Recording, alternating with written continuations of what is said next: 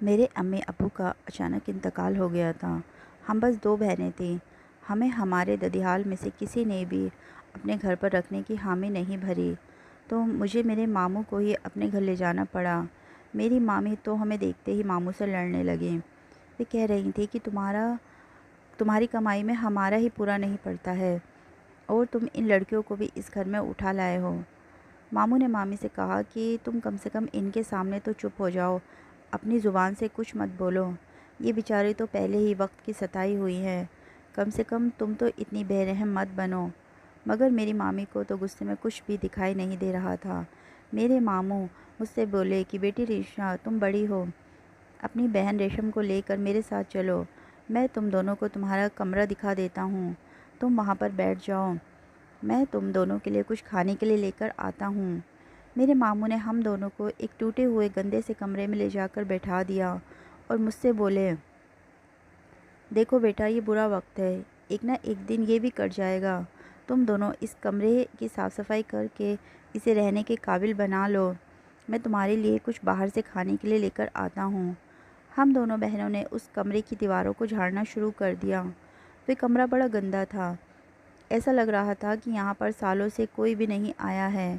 میں نے اور ریشم نے جہاں تک ہو سکا اسے رہنے کے قابل بنا لیا۔ میرے ماموں باہر سے ہم دونوں کے لیے سالن روٹی لے کر آئے تھے۔ ہم دونوں نے ہاتھ منہ دھو کر وہ کھانا کھا لیا اور سونے کے لیے لیٹ گئے۔ مجھے میری امی اور ابو کی بہت زیادہ یاد آ رہی تھی۔ میری امی ہم دونوں سے بہت زیادہ پیار کرتی تھیں۔ وہ دونوں کسی کے انتقال میں گئے تھے۔ وہ دونوں جس گھر میں بیٹھے ہوئے تھے وہاں کی چھت اچانک ہی گر گئی، جس سے وہاں پر بیٹھے کچھ لوگ گھائل ہو گئے تھے اور کچھ ملبے کے نیچے دب کر مر گئے تھے۔ میرے امی ابو کے سر پر بھی بہت سارے پتھر گرے تھے، جن سے ان کی موقع پر ہی موت ہو گئی تھی۔ میرے بیچارے امی ابو کسی اور کے انتقال میں شریک ہونے گئے تھے۔ انہیں کیا پتہ تھا کہ اب وہ دوبارہ گھر واپس نہیں آئیں گے۔ ہمارا گھر بھی کرائے کا تھا۔ میرے چاچا نے ہم دونوں کی ذمہ داری لینے سے صاف منع کر دیا تھا۔ وہ کہنے لگے کہ ہمارے گھر میں تو خود ہی بہت سارے بچے ہیں، ہم ان دونوں کا خرچہ کیسے اٹھائیں گے؟ آج کے زمانے میں کسی کے بچوں کی ذمہ داری لینا کوئی معمولی بات ہے کیا؟ میرے ماموں کے گھر میں بھی اپنے 4 بچے تھے اور ان کی خود کی بھی طبیعت ٹھیک نہیں رہتی تھی، مگر وہ ہمیں کیسے اکیلا چھوڑ سکتے تھے؟ وہ ہم دونوں کو سینے سے لگا کر بہت دیر تک روتے رہے۔ انہیں بھی اپنے گھر کے حالات معلوم تھے۔ ان کی بیوی تو انہیں بھی 1000 باتیں سنا کر کھانا دیتی تھی۔ ہمیں تو دیکھتے ہی جیسے ان کے خون میں آگ لگ گئی ہو۔ انہوں نے ماموں کو اتنی باتیں سنائیں، وہ بیچارے چپ چاپ خاموش کھڑے رہے، کہتے بھی کیا؟ انہیں ایک تو پہلے ہی اپنے بہن بہنوئی کی اچانک ہوئی موت کا غم تھا اور دوسرے اپنی دونوں بھانجوں کی فکر تھی۔ ان کے پاس میں مامی کی باتیں سننے کے علاوہ کوئی اور چارہ بھی تو نہیں تھا۔ میں سوچ رہی تھی کہ ماموں نے ہمیں باہر سے کھانا لا کر کھلا دیا ہے، پتہ نہیں انہوں نے خود کچھ کھایا بھی ہوگا یا نہیں۔ مامی جتنے غصے میں تھی لگتا تو نہیں تھا کہ ماموں کو آج کھانا دیں گی۔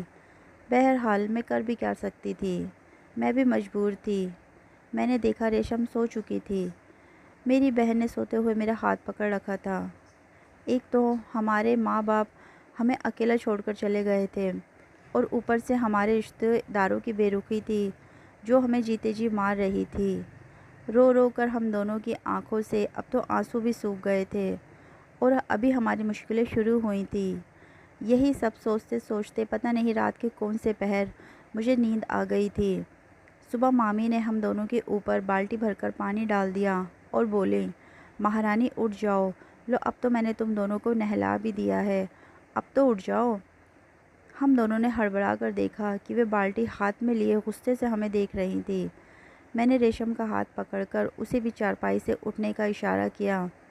مامی بولی، کیا تمہاری ماں نے تمہیں یہی سکھایا ہے کہ 12 بجے تک سوتی رہو؟ میرے چاروں بچے اسکول سے پڑھ کر گھر آتے ہوں گے اور تم دونوں ابھی تک سو رہی ہو۔ میں نے کہا کہ وہ رات کو نیند نہیں آ رہی تھی، اس لیے جلدی آنکھ نہیں کھلی۔ وہ بولی کہ مجھے بلا لیتی، میں لوری گا کر سنا دیتی۔ مجھے پتا تھا کہ ماموں تو اب اپنے کام پر چلے گئے ہوں گے۔ مما نے اپنی کل کی بچی ہوئی بھڑاس ہم پر نکالیں گی۔ پھر بولیں چلو چل کر ناشتہ پانی سے فارغ ہو، پھر میں تمہیں گھر کے کام بتاتی ہوں جو تم دونوں کو کرنے ہیں۔ میں نے ہاں میں سر ہلا دیا اور ریشم سے بولی کہ چلو کپڑے بدل لو۔ ہم دونوں نے دوسرے کپڑے پہن لیے اور مامی کے پاس آ گئیں۔ مامی نے ہمیں رات کا بچا ہوا کھانا کھانے کے لیے دے دیا اور کہنے لگی کھانا کھا کر ایک سارے برتن دھو لو اور ایک وہاں پر رکھے ہوئے سارے کپڑے دھو لو۔ میری کمر میں درد ہے، میں اندر جا کر لیٹ رہی ہوں۔ یہ دونوں کام ہو جائیں تو میرے پاس آ جانا، پھر میں تمہیں دوپہر کے کھانے کے بارے میں بتاؤں گی۔ میں نے ریشم سے کہا کہ آؤ بسم اللہ کر کے کھانا کھاتے ہیں۔ ہم دونوں نے بچا ہوا سالن روٹی کھا کر اللہ کا شکر ادا کیا اور مامی کے بتائے ہوئے کام نپٹانے لگے۔ ہم دونوں کام کر رہی تھی کہ مامی دوبارہ وہاں پر آ گئیں اور کہنے لگیں کہ کھاتی تو تم دونوں بہت جلدی ہو اور کام اتنا آہستہ آہستہ کرتی ہو، جلدی کرو دوپہر کا وقت ہو گیا ہے، سب گھر پر کھانا کھانے کے لیے آتے ہی ہوں گے۔ ہم دونوں بہنوں نے جلدی جلدی مامی کے بتائے ہوئے کام کیے جا رہی تھی۔ ہم دونوں کو پتہ تھا کہ اب ہمارے نصیب میں یہی لکھا ہے، اگر ہم دونوں مامی کا کہنا نہیں مانیں گے تو وہ ہمیں گھر سے نکال دیں گی۔ رات تک ہم دونوں بہنوں کو مامی نے ایک منٹ کے لیے بھی خالی بیٹھنے نہیں دیا۔ ایسا لگ رہا تھا کہ مامی ہم سے کوئی دشمنی نکال رہی ہیں۔ رات کو ممانی نے ہمیں بچا کچا کھانا ایسے دے دیا جسے جانوروں کے آگے کھانا ڈال دیتے ہیں۔ میں نے اپنی بہن ریشم کی طرف دیکھا، وہ رو رہی تھی۔ میں نے اسے اپنے سینے سے لگا لیا۔ جب تک میرے امی ابو زندہ تھے ہمارے بہت نخرے اٹھاتے تھے۔ وہ چھوٹی تھی اور گھر میں سب کی لاڈلی تھی، اس کے منہ سے آواز نکلتے ہی وہ چیز حاضر ہو جاتی تھی۔ میں اکثر امی ابو سے شکایت کرتی تھی کہ آپ لوگ ریشم سے زیادہ پیار کرتے ہیں۔ میری امی مجھے پیار سے کہتی ہیں کہ تم دونوں میں ہی میری جان بستی ہے، بس یہ چھوٹی ہے تو ذرا زیادہ ہی لاڈلی ہے۔ پیار تو میں بھی ریشم سے بہت کرتی تھی، وہ بہت معصوم اور بھولی بھالی تھی۔ اب قسمت نے ہم دونوں کو ایک ایسے موڑ پر لا کر کھڑا کر دیا تھا کہ ہماری حالت بیکارنوں جیسی ہو گئی تھی۔ میں نے اپنی معصوم بہن کے ہاتھ دیکھے، برتن دھونے سے اس کے ہاتھ چھل رہے تھے۔ میں نے اسے تسلی دی۔ میں نے کہا کہ جب وہ وقت نہیں رہا تو یہ بھی نہیں رہے گا، ابھی تم صبر سے کام لو۔ اب یوں ہی دن گزر رہے تھے۔ مامی کے ساتھ رہنے کی اب ہمیں عادت ہو گئی تھی۔ وقت گزرتا گیا، ماموں کے یہاں رہتے ہوئے سالوں گزر گئے۔ مامی اپنی بڑی بیٹی کا رشتہ تلاش کر رہی تھی، جو بھی انہیں دیکھنے آتا وہ مجھے پسند کر جاتا تھا۔ مامی نے بڑی مشکل سے ان کی ایک جگہ شادی کر دی۔ میں اور ریشم دونوں ہی دیکھنے میں بہت خوبصورت تھیں۔ وہ تو مامی نے دن بھر کام کروا کر ہمارے چہرے کی رونق اڑا دی تھی، پھر بھی ہمارے نین نقش بہت پیارے تھے۔ جو بھی ہمیں دیکھتا تھا ہماری تعریف کرتا تھا۔ مامی نے کبھی ہمیں ڈھنگ کے کپڑے بھی نہیں بنائے تھے، وہ تو ہمیں پھٹے پرانے کپڑے پہناتی تھیں۔ اب ماموں چاہتے تھے کہ میری بھی شادی ہو جائے، مگر مامی کا کہنا تھا کہ کسی ایسی جگہ پر اس کی شادی ہو جہاں پر ہمیں خرچہ نہ کرنا پڑے۔ ہم نے ان دونوں کو زندگی بھر کھلایا ہے، یہ کیا کم ہے جو اب ان کی شادی بیاہ میں بھی خرچ کریں۔ ماموں کو بھی مامی کی باتیں سننے کی عادت ہو گئی تھی، وہ مامی سے کسی بات پر بحث نہیں کرتے تھے۔ میں کئی دنوں سے نوٹس کر رہی تھی کہ جب میں چھت پر کپڑے سکھانے جاتی تو ایک لڑکا مجھے دیکھ رہا ہوتا تھا، مگر اتنی ہمت کہاں تھی کہ میں کھڑے ہو کر اسے دیکھتی۔ وہ تو چلتے پھرتے یوں ہی نظر اس پر پڑ جاتی تھی۔ میں روز ہی چھت پر کپڑے پھیلانے جاتی تھی، کیونکہ میں روز کے کپڑے روز ہی دھو دیتی تھی۔ کپڑے دھونے تو مجھے ہی ہیں، اگر اکٹھا کر کے دھوؤں گی تو میرا ہی کام بڑھ جائے گا۔ اس وجہ سے میں روز ہی کپڑے دھو دیتی تھی۔ اس دن میں جب چھت پر کپڑے سکھا رہی تھی، وہ لڑکا مجھے دیکھے جا رہا تھا۔ میں نے فٹافٹ کپڑے پھیلائے اور نیچے آ گئی۔ شام کے وقت میں کچن میں کام کر رہی تھی۔ مامی بھی میرے پاس کھڑے ہو کر مجھے کام بتا رہی تھی۔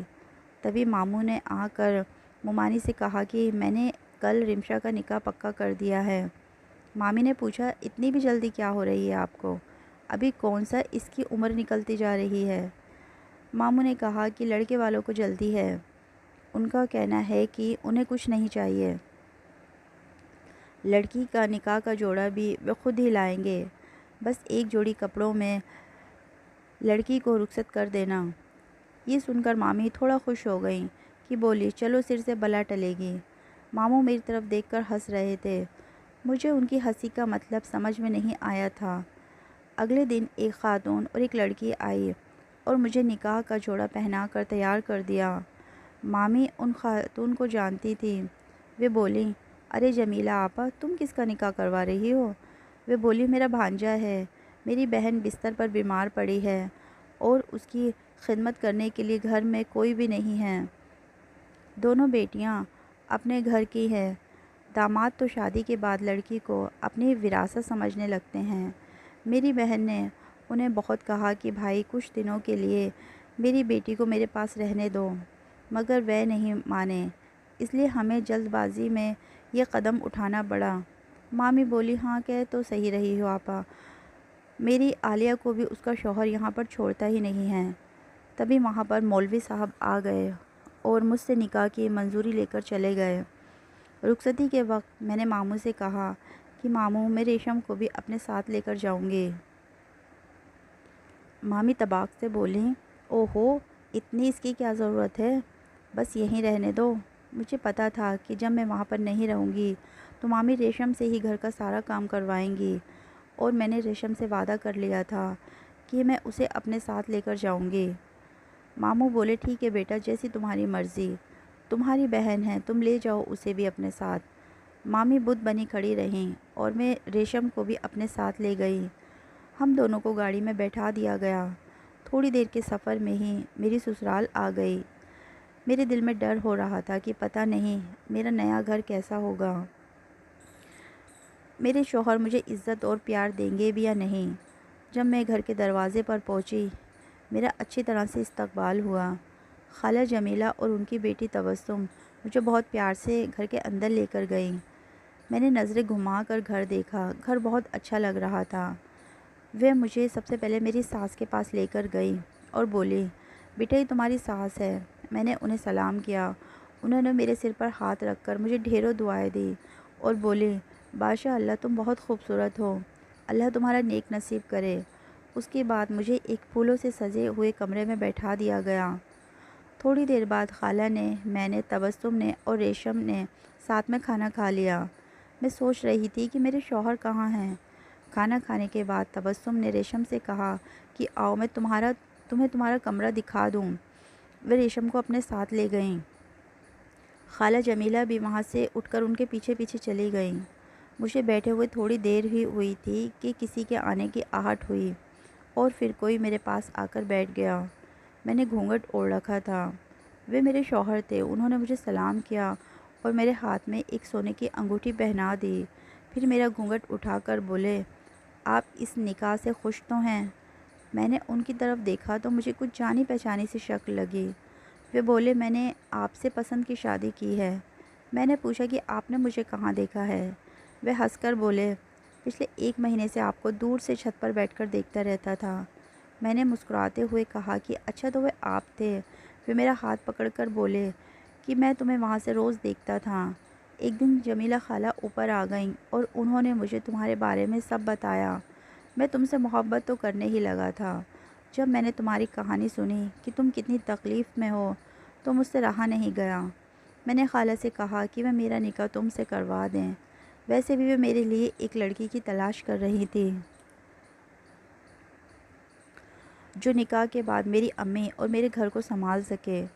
تم اب بے فکر ہو جاؤ، تمہاری اور ریشم کی ساری ذمہ داری میری ہے۔ میں ریشم کو اپنی چھوٹی بہن کی طرح ہی رکھوں گا۔ اچھا ہوا کہ تم اسے اپنے ساتھ لے آئیں، اگر تم اسے ساتھ نہیں لاتی تو میں کل صبح ہی تمہیں ساتھ لے کر ریشم کو بھی لے آتا۔